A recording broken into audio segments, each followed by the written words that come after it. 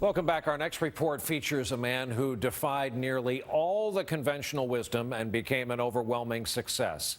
5 years ago, most Americans thought Greek yogurt was the yogurt Greeks eat when they're in Greece and order yogurt. Now, Americans know it because it's what they eat, a lot of them, most of them under the brand name of Chobani. Harry Smith tonight introduces us to the distinctive CEO behind his own distinctive brand.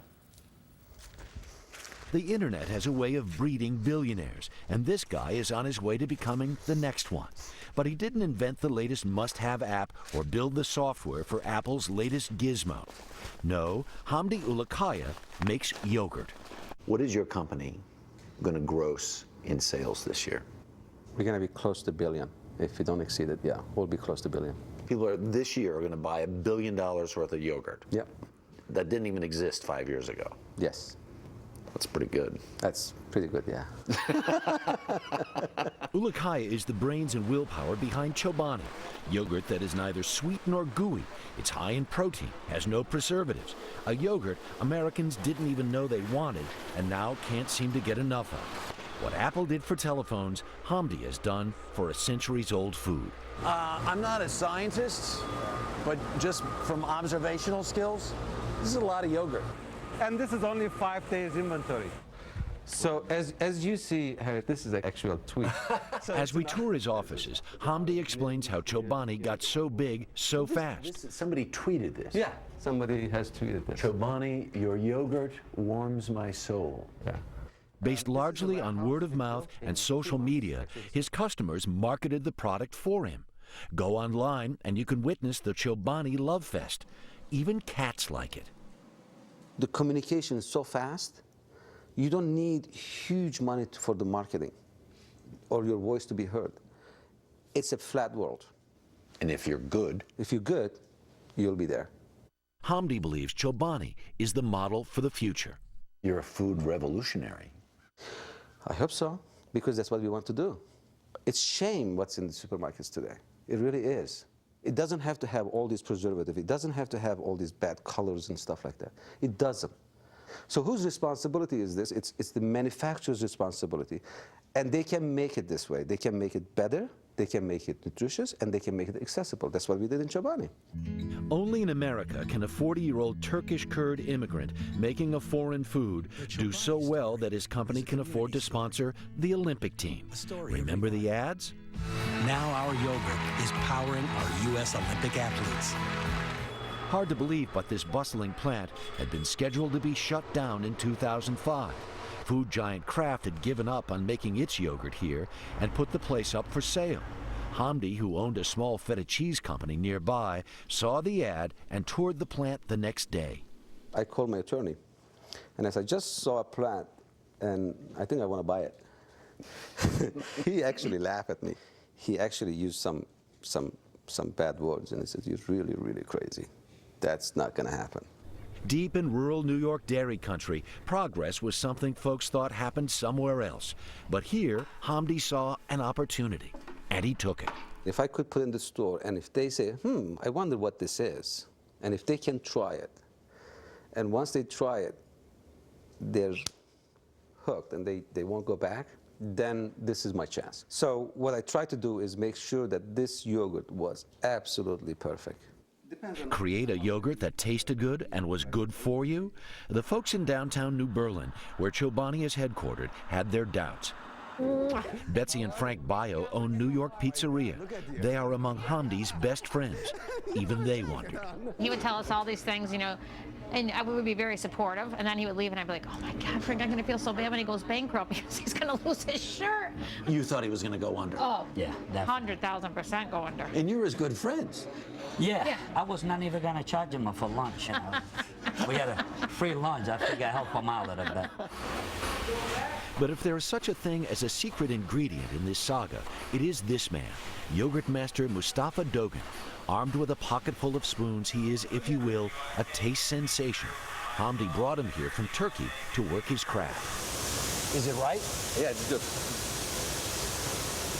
And together they labored around the clock for 2 years, even sleeping at the factory to get the recipe exactly right.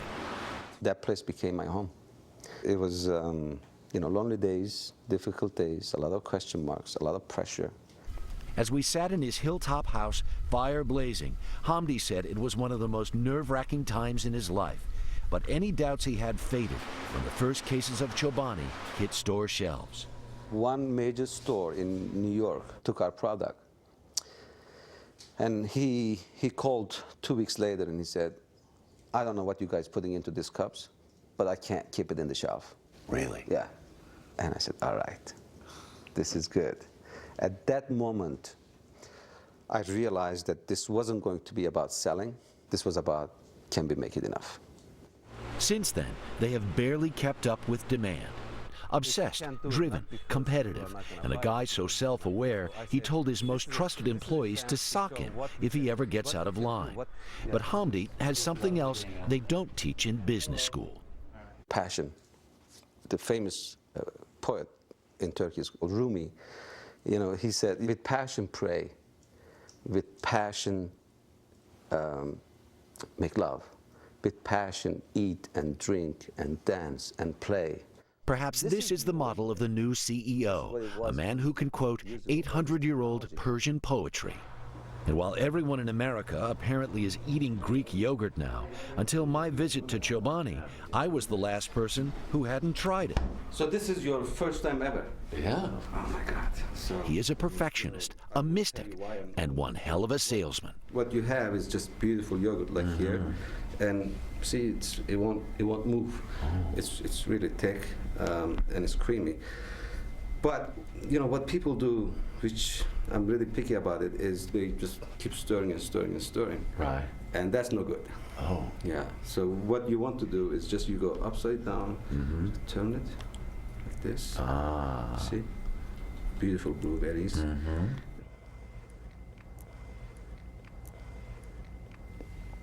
I get it. Right? Right? Where's this been all my life? I know, it's been in Turkey and Greece. Now here in upstate New York. It's a 10-acre lake. Most every day, Hamdi Ulukaya goes for a walk in the woods and let the rest of the food business beware. Because like Thoreau, nature inspires him. It's where he gets his best ideas.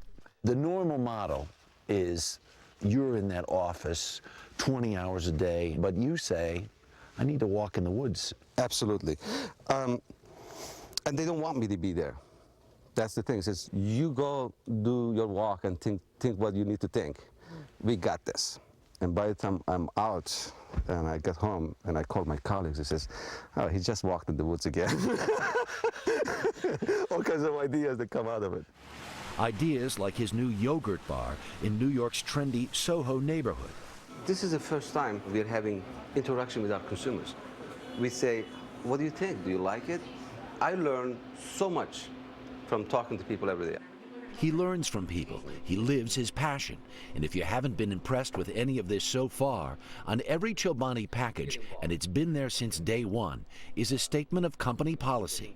10% of profits go to charity. Why are you doing what you're doing if you don't have a purpose? Money? Yeah. I mean, how much money do you need? There are a lot of rich people who come and go. There are a lot of successful people who come and go. What it counts is what you leave behind and what kind of difference you make. Our thanks to Harry Smith, who hasn't quite been the same since. Up next after a break, some news that deserved a bit more attention this week, including a revealing look at what